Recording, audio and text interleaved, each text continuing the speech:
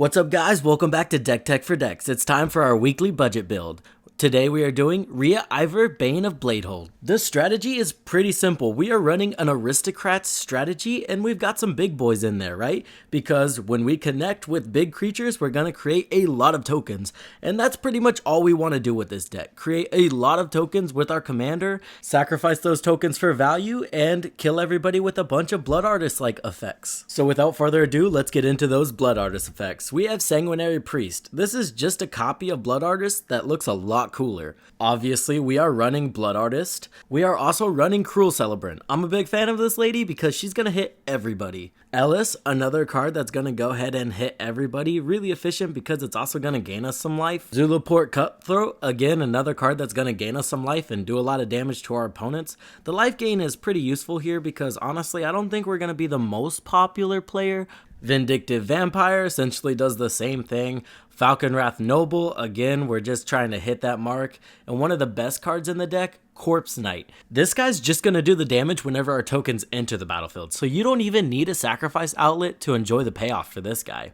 Agent of the Iron Throne, another really good card. This also triggers on artifacts. We don't sacrifice a lot of artifacts in the deck, but again, any card that's going to do damage to our opponent whenever we sacrifice a creature, you got to throw it in the deck. Alright guys, let's move on to the next category of the deck, the big boys. Remember, our commander is going to prevent the damage that one of our creatures does and create that many tokens. So we're going to want to be able to create some pretty massive creatures, right? That way we get more tokens. So let's get into it. We have Alinda the Duskrose. This card was too perfect to not include it in the deck. One, it grows, it has lifelink, that's just, icing on top of the cake.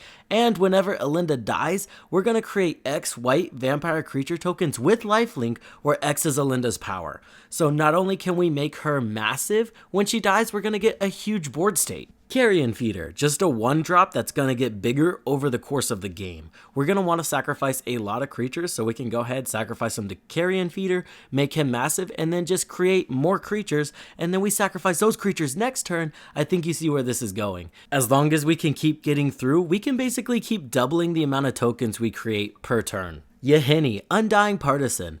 I know we can't trigger this guy ourselves because he only triggers on our opponent's creatures dying, but I don't know if you guys have played Commander, a lot of creatures die all the time. Body Launderer. I really like this guy because the connives mechanic, one, it's going to give us some of that card advantage, and also he's going to get bigger while we connive, and when he dies, we're going to be able to return a card from our graveyard to the battlefield. Dreadhorde Invasion. Yes, this card's kind of slow, but it is going to be pretty useful. Additionally, if we do have a bigger creature or already have a big creature, we can just go ahead and sacrifice that token every turn and get some value out of it. Fallen Ideals. This is one of the best cards in the deck. Not only is it going to give one of our creatures evasion, but we can go ahead and sacrifice all of those tokens we created last turn to give that creature +2/+1. So we can essentially, again, double the amount of tokens we create. Krav the Unredeemed. Not only can this guy draw us a lot of cards, but he's going to get massive.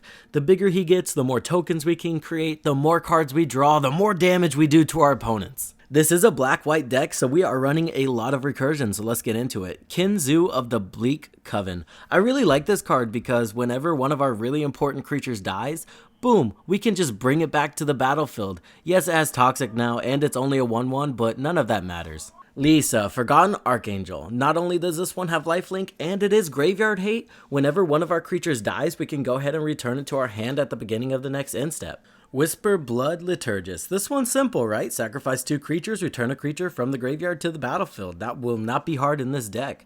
Victimize. This card's even better because honestly, all you have to do is sacrifice 1 creature and you get 2 creatures back. Apprentice Necromancer. This guy sacrifices himself and you get 1 creature back for 1 turn.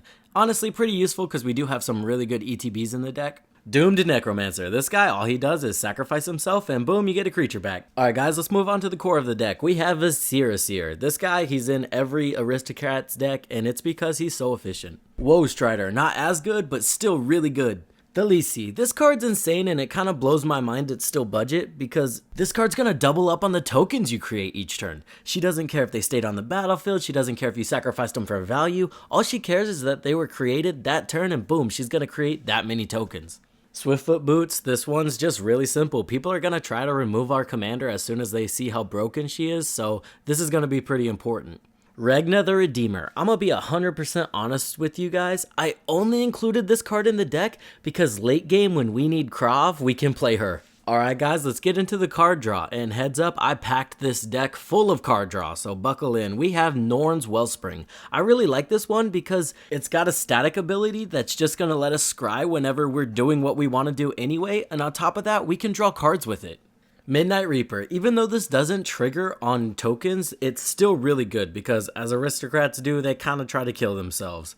Grim Horror Specs, this is the same thing, right? Skull Clamp, one of the more expensive cards in the deck, but I couldn't resist putting it in here because honestly my mouth watered at the thought of just sacrificing all of those little 1/1s to draw 2 cards. Solemn Simulacrum, just a staple that we can go ahead and shuffle in and out of the graveyard for some value.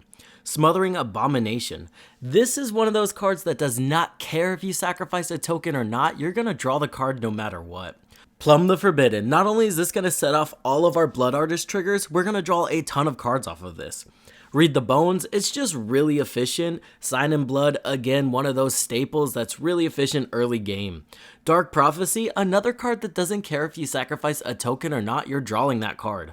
Rumor Gatherer. I really love this card because while there is a cap on drawing 1 card per turn, you can scry as many times as you want.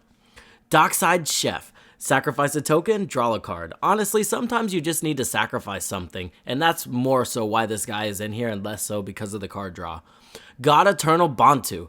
This is Plumb the Forbidden on a creature. This guy enters the battlefield, we can sacrifice however many creatures we want, and we're going to draw a ton of cards. Additionally, this guy's impossible to get rid of. He's just going to keep shoving himself in your deck, and there's going to be nothing your opponent can do about it. Deadly Dispute, again, just really efficient card draw, and we'll get a treasure token out of it, so why not? Halo Fountain. While we could win with this card, in the scenario where we have 15 tapped creatures, I think we would have already won the game, but you know, it's an option there. Mostly, this card's just here to create fodder and draw us some cards. Alright guys, let's look at those ramp cards. We have Sifter of Skulls. Whenever one of our creatures dies, notably non-token, we're going to go ahead and create a 1/1 colorless Eldrazi creature token, and we're going to be able to sacrifice that to add 1 colorless to our mana pool, so more fodder and ramp.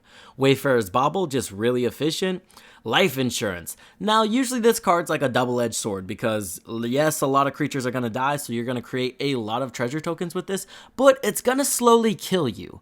Well, with all those effects that we have, like Blood Artist, gaining us a ton of life, this card's just going to be pure value. Notably, it doesn't trigger on our creatures, but again, our opponent's creatures are going to be dying left and right, so I'm not worried about it. Soul Ring, it's a commander deck, it has Soul Ring in it. Arcane Signet, turn 2 ramping is kind of what's standard in the format, so that's what I build for. Talisman of Hierarchy, Charcoal Diamond, Marble Diamond. A lot of people don't include these in decks because they enter untapped, but honestly, what do you do turn 2 whenever you do play a Signet, right? Okay, you tap 2 lands, you play a Signet. You can't tap that Signet now because there's no open mana. So again, for what we want it for, which is ramping on turn 2, it's perfectly fine. Orzhov Signet, again, look, see? You gotta pay 1 to tap it. You're not doing shit with that on turn 2. Mind Stone, just really good, and we can sacrifice it to draw a card in a pinch. Alright, let's get into removal. We have Butcher of Malakir. Once this guy hits the field, it's going to be our game to lose. We can go ahead and basically make sure our opponents never play a creature ever again, and if they do, we're just going to go ahead and make them sacrifice it. This is going to make sure our biggest creature gets through every turn, creating a lot of tokens using our commander. Rite of Oblivion. I really like this card because 1, it has flashback, and 2, sacrificing a non-land permanent is not a hard price to pay at all. I don't see why this doesn't see a ton of play.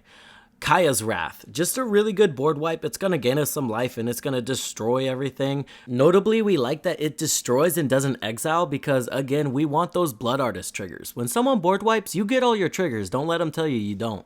Vindicate. I like my permanent removal because honestly there's kill on sight enchantments, kill on sight artifacts, and kill on sight creatures now. Everything's kill on sight, so you want as much permanent removal as you can. Merciless Eviction. Yes, this card exiles, but it's super versatile and sometimes you just need to get rid of shit. Austere Command, another card that's really good. We can make this board wipe. We can almost make this a one-sided board wipe in some scenarios, but honestly, we don't care if our stuff dies, so it's gonna get rid of everything we need to get rid of. Legion of Ashes, another really versatile card, right? If they don't have a sacrifice outlet, we can go ahead and target one of their tokens and they'll have to sacrifice all of their tokens. We can get rid of whatever permanent we need with this. It's just really versatile. Generous Gift, again, I love my permanent removal. Feed the Swarm, it's not as efficient as some other cards, but hey, we play what we gotta play. Swords to Plowshare, just really cheap and really efficient removal. Alright guys, that's gonna end it, but hey, go ahead and do me a favor and let's include some non-budget upgrades in the comment section for anybody who wants to take this deck to the next level. And as always, thank you guys for watching and I'll see you guys in the next one.